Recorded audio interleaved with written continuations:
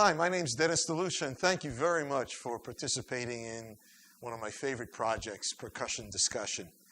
It's a book that we're very, very proud of here at Roll-Off Productions, and we think that it is a great manual to learn to develop your marching percussion ensemble and also to teach at the college level in percussion techniques courses and just to find out lots and lots of things about how to change a timpani head and how to buy the right cymbal for you and the different parts of a stick and the anatomy of a snare drum and so forth and so on. But one thing that no method book can really give you is a sense of how you are supposed to hold the sticks and move the sticks. So in this CD-ROM project, we're trying to explain that to you right now. So we're going to start with the very basics. And the first thing that you must be aware of is what I call the rule of thumb. I'm a firm believer that the height of the instrument should be relative to the person's body structure. So if you're with your marching ensemble and you have 3 snares on the field, don't be so worried about having the instruments themselves the same distance off the ground so that they look kind of cool, you know what I mean? It's much more significant and important and musical to have the drum at a height relative to each player's body. Okay, so we've developed what I call the rule of thumb, and it's very simple. Take your thumb, put it in your belly button, and if you're playing match grip, which is both left and right hands held the same way, you extend your fingers, and thumb and belly button, and right where the pinky is where the height of the instrument should be.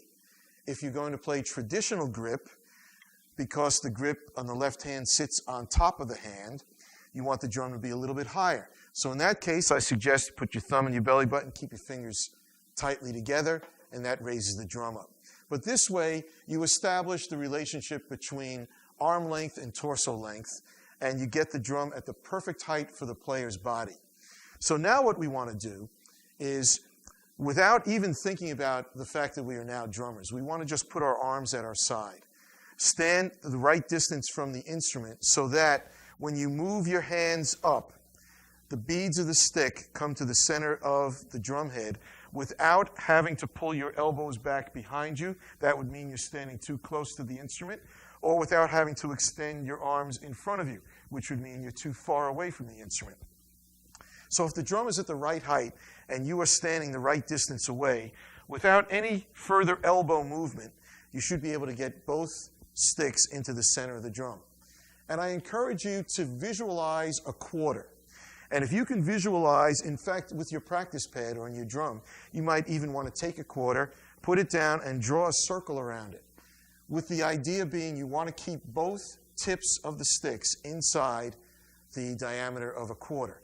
The reason for that is whether you're playing in the center of the drum or whether you're playing off-center, you want both sticks to be creating the same timbre, to draw the same sound, the same color out of the drum. So we don't want one stick producing this dry sound by striking the center, and another stick produce this kind of resonant ringing sound by playing way off center. We want both sticks to produce the same sound. So again, visualize a quarter, keep both beads inside the diameter of a quarter.